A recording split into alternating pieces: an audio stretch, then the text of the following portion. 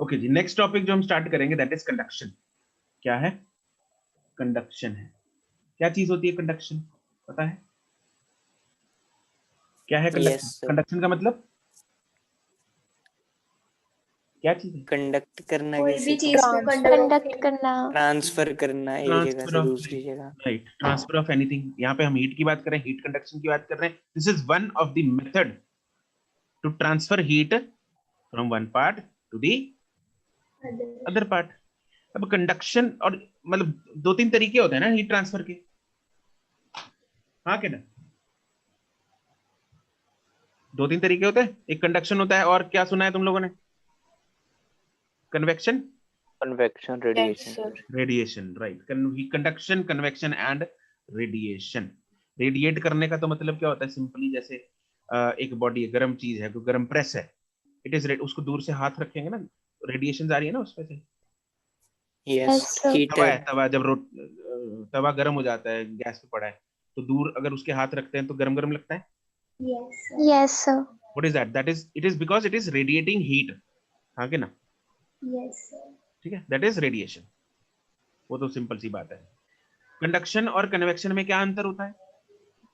क्या अंतर है दोनों में? सर कंडक्शन सॉलिड्स ਹੁੰਦੀ ਹੈ ਤੇ कन्वेक्शन लिक्विड ਚ। अच्छा जी, मतलब सॉलिड में कंडक्शन है, कन्वेक्शन है लिक्विड में। क्या लिक्विड में कंडक्शन नहीं होती? नहीं सर मेरे ख्याल से नहीं। मेरे ख्याल से नहीं। ओके, चलो हम पहले तरीके की बात करते हैं इन दोनों में, है ना? फिर बताना तुम होती है नहीं होती। हमने सपोज इसमें ये रॉड है, इसका ये वाला एंड गर्म करना स्टार्ट कर दिया, ये वाला एंड। तो जब ये वाला एंड हमने गर्म किया, इसके मॉलिक्यूल जाग जाएंगे और ऐसे वाइब्रेट करने लगेंगे, हाँ कि ना? यस सर, ये ऐसे ऐसे उछलने लगेंगे, इसमें एनर्जी आ गई। Yes sir. यस सर, इसके कारण ये अगली लेयर को जगाएगा और अगली लेयर उछलने लगेगी, वाइब्रेट करने यस लगेगी। सर, यस सर, वो अगली लेयर को जगाएगा, वो वाइब्रेट करने लगेगी, वो अगली लेयर को जगाएगा, वो वाइब्रेट करने, ऐसे एंड सो ऑन। लेकिन क्या जो मॉलिक्यूल्स ए पे पड़े थे वो खुद गए बी पे गर्मी पहुंचाने के लिए? No sir. नो सर, नहीं गए, उन्होंने जस्ट पास कर दिया। ये चेन बनी हुई है, चेन में अपने आप पास कर रहे हैं। ए ने बी को, मतलब ए ने बी को पकड़ा है, बी ने सी को, सी ने डी को, और लास्ट में जेड तक गर्मी पहुंच गई अपने आप। ठीक है, तो यहाँ पे अपने पास ये हो गया कंडक्शन, राइट। लेकिन कन्वेक्शन में क्या होता है? कन्वेक्शन में यहाँ पे लिक्विड है, इधर नीचे गैस। जब लिक्विड में होता है कन्वेक्शन में, तो इधर गैस चलाई। अब गैस जब हमने चलाई ऑन की, यहाँ पे सबसे पहले कौन सी लेयर गर्म होगी? नीचे वाली या ऊपर वाली? नीचे वाली, नीचे नीचे वाली। वाली। अब नीचे वाली जब लेयर गर्म हो जाती है तो नीचे वाली डेंसिटी कम हो जाती है ना, तो ये खुद ऊपर जाती है यस सर, और यस इसको रिप्लेस कर देती है ठंडी वाली layer. Yes yes sir, yes sir, तो यहाँ पे ये मॉलिक्यूल्स खुद गए हैं गर्मी लेके ऊपर, हाँ कि ना?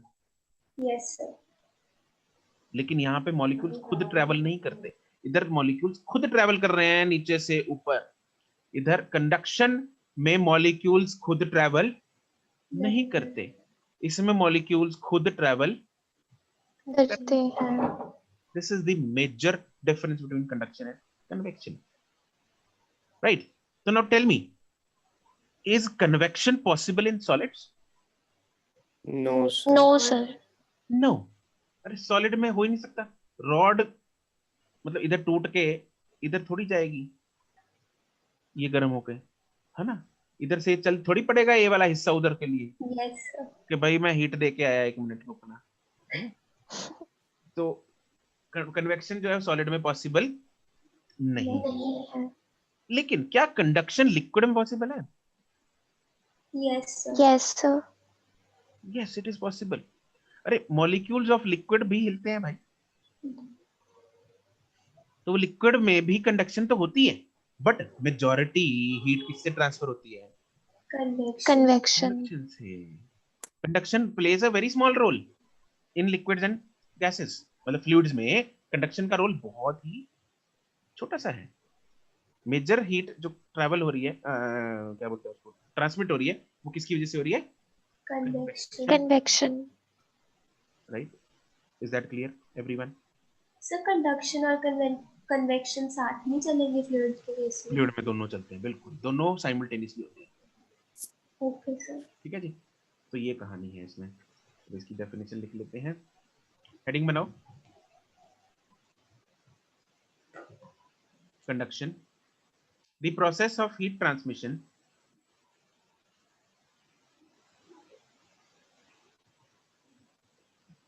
the process of heat transmission in which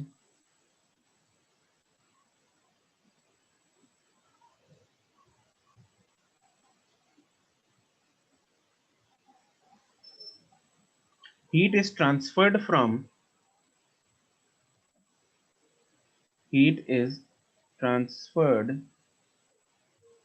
from one particle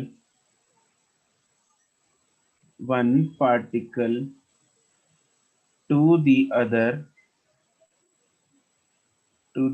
particle without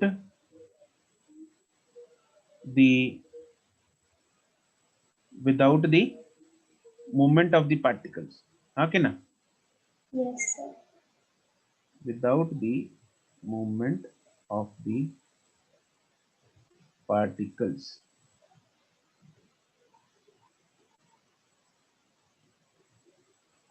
और इसमें हम स्टार पॉइंट ये लिख सकते हैं कि भाई कंडक्शन सब में होती है, conduction is possible in all states of matter, that is solids, liquids and gases. But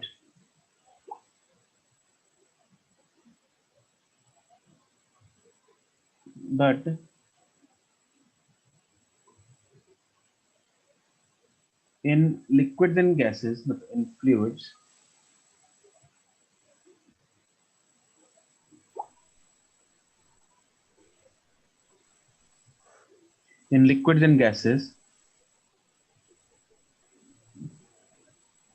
the heat is transferred majorly due to Convection. right, majorly due to convection.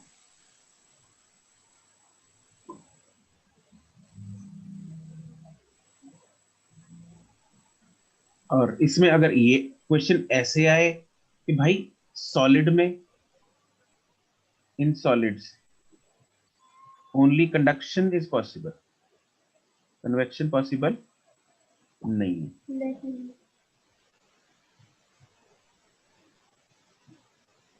convection is not possible.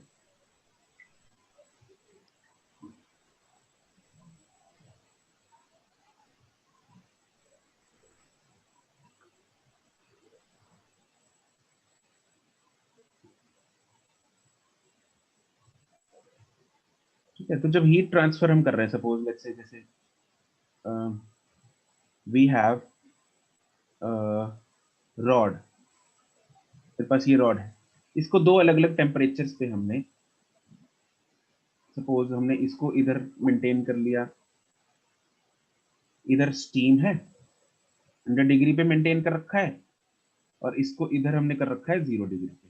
ठीक है, ये rod है, rod को हमने, rod के दोनों ends जो हैं अलग अलग टेम्परेचर पे मेंटेन कर दिए, है ना। इसको लेट्स से हमने स्टीम बाथ में लगा दिया, और इसको लेट्स से हमने आइस में रख दिया। नाउ पहले सपोज, पहले तो ऑब्वियसली सारी की सारी रॉड एक ही टेम्परेचर पे थी, हाँ के ना, ठीक यस है। Sir.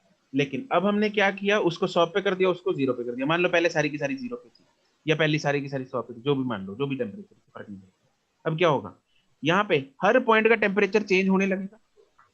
Yes sir. Yes, sir.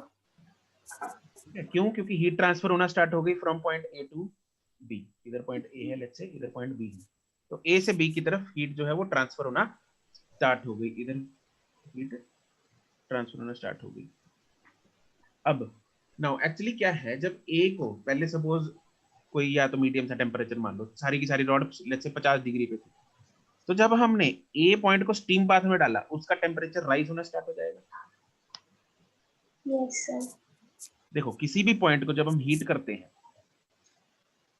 किसी भी पॉइंट को जब हम हीट करते हैं तो एक तो उस पॉइंट का टेम्परेचर बढ़ता है, ठीक है, और दूसरा मतलब जब सप्लाई करते हैं हम हीट, तो एक तो वो उस पॉइंट का टेम्परेचर बढ़ेगा, मतलब वो क्या कर रहा है, हीट को एब्जॉर्ब कर रहा है, हीट एब्जॉर्ब करेगा। दूसरा हीट को ट्रांसमिट भी करेगा, हाँ के ना? यस। क्या बस इतनी होगी, खुद एब्जॉर्ब कर लिया और बाकी ट्रांसमिट कर दी, कुछ और भी होगा? expand, नहीं, एक्सपैंड तो ठीक है, लेकिन कुछ हीट का बताओ क्या होगा?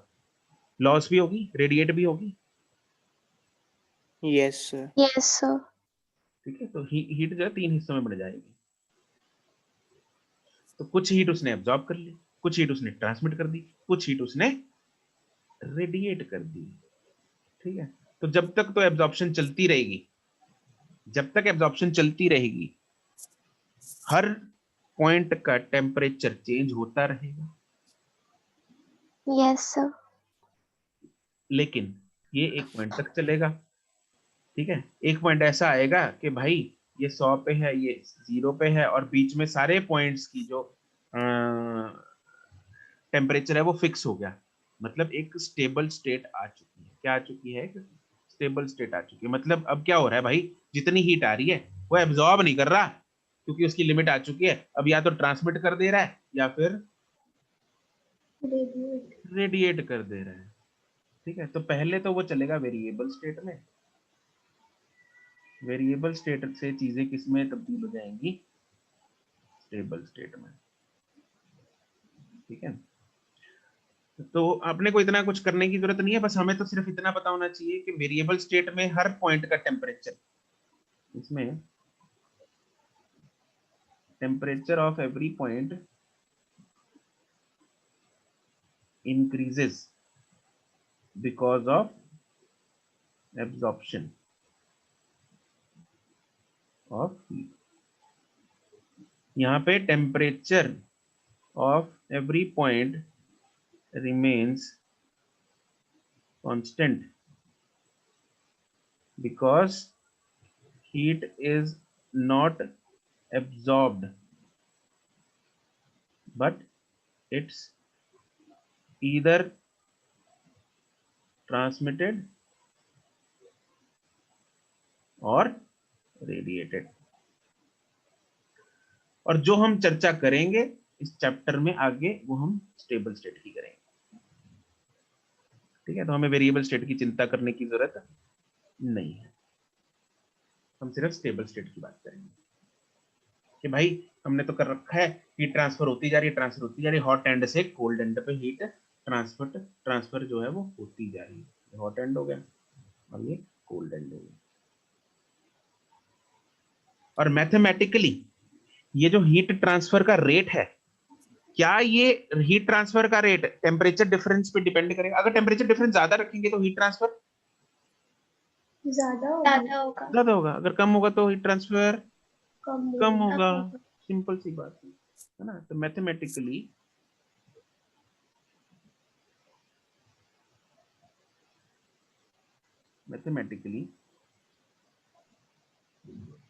the rate of heat transfer from hot end to cold end is given by क्या? Heat transfer, rate of heat transfer अभी किया था हमने, अभी क्या था rate of heat transfer? Q by T, correct, Q by T, it is equal to K delta T by L। Formula अति आवश्यक फॉर्मूला, बहुत इंपॉर्टेंट फॉर्मूला है, इसके बेसिस पे ही न्यूमेरिकल करने आएंगे आपको।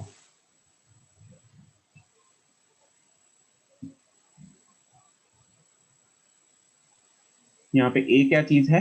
ए is area of cross section. कहाँ पे होता है ये अभी बना लेते हैं फोटो में। Will take 2 minutes to 3 minutes more.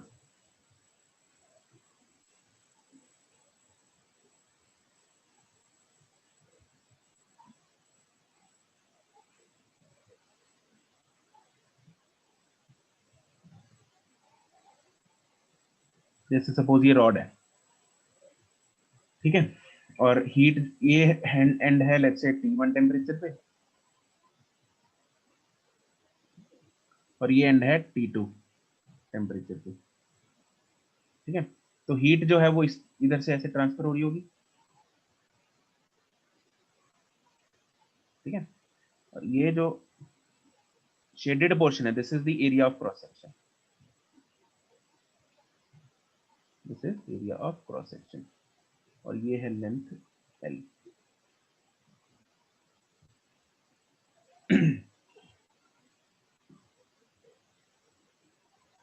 और यहाँ पे एक नई टर्म जो डेल्टा T बाई L है, उसका एक नया नाम है which is known as temperature gradient. Gradient याद आया? ग्रेडियंट क्या चीज है? यस सर, यस तो वो हमारा था ना dv by dx, हाँ, velocity gradient, velocity change of velocity with distance. इसमें change of temperature with distance, length और distance with distance with length, वही है ना। तो यहाँ पे टेम्परेचर ग्रेडियंट जैसे variation of temperature with length with distance, ठीक है। तो यहाँ पे अब अगर ये टेम्परेचर ग्रेडियंट ज्यादा है तो हीट रेट ज्यादा ज्यादा होगा। अरे फॉर्मूला से तो अपने को दिख ही रहा है डायरेक्टली प्रोपोर्शनल, लॉजिकली भी सोच के देखो, अगर टेम्परेचर ग्रेडियंट ज्यादा होगा तो हीट रेट ज्यादा होगा, हाँ के ना। यस सर, और अगर कम होगा तो कम कम होगा। होगा, अगर हम टाइम के साथ भी देखें, सपोज अगर टेम्परेचर ग्रेडियंट ज्यादा है तो हीट टाइम ज्यादा लेगी या कम लेगी ट्रांसफर होने में? ज्यादा लेगी, कम अगर टेम्परेचर ग्रेडियंट ज्यादा है तो कम लेगी सर, फटाफट फटाफट हो जाएगी, इनवर्सली प्रोपोर्शनल है ना, देखो ठीक है, यस सर, है ना, और वाइस वर्सा, राइट। लॉजिक समझ में आ गया? यस सर, और ये जो लास्ट में जो बच गया वो है के। क्या है ये? के, वो उसको बोलते हैं coefficient of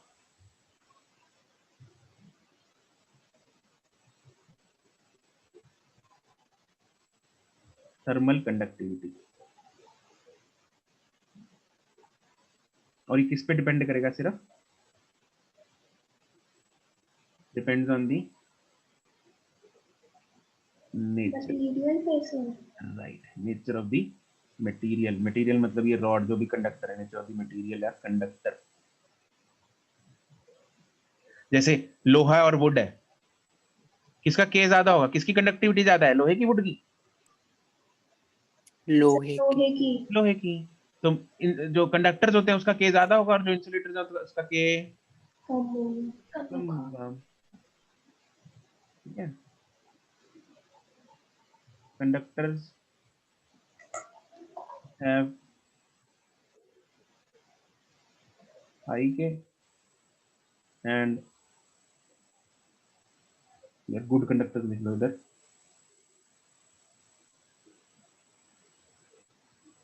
and bad conductors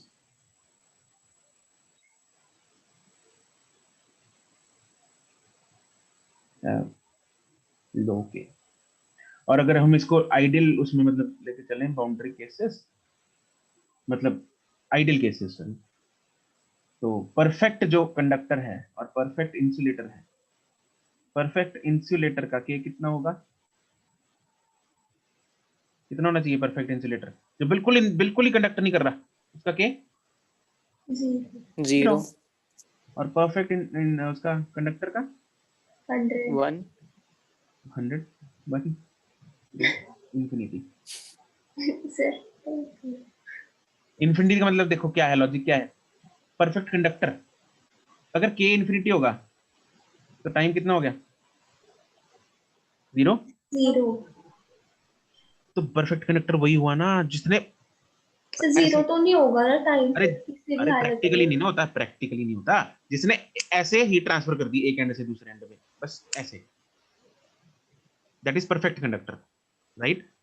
जिसने कुछ भी टाइम नहीं लिया कंडक्ट करने में, that is perfect conductor. Am I right? Yes. Sir. अब यही मानना पड़ेगा सर। अरे परफेक्ट है, पर प्रैक्टिकली नहीं होता। सर थोड़ा सा टाइम तो लेगा ही। अच्छा हाँ, प्रैक्टिकली समझ गई सर, जागृति सुन, समझ ठीक है? गई। तो ये कहानी है, नोट हो गया? No sir, 2 minute. इतने में तुम लोग इसका ऐसा यूनिट बताओ जरा, इसका सर के ये का। तो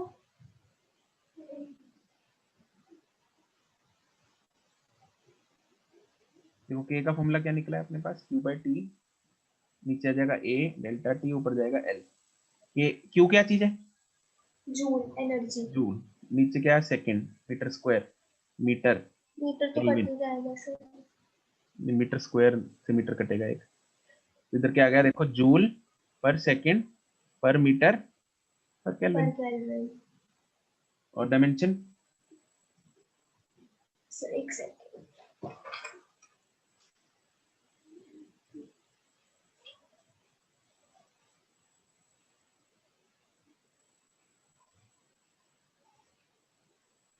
जूल सर भी M L minus M L T minus 3 correct. और आगे थीटा -1। करेक्ट।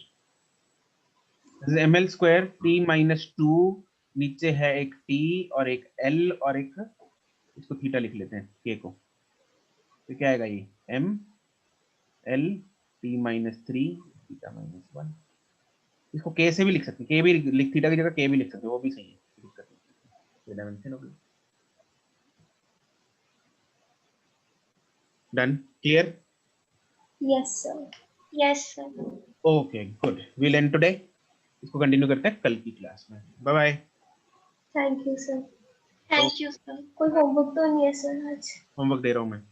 सर सच में दे रहे हो? हाँ हाँ दे रहा हूँ। Bye. Thank you, sir. Okay bye.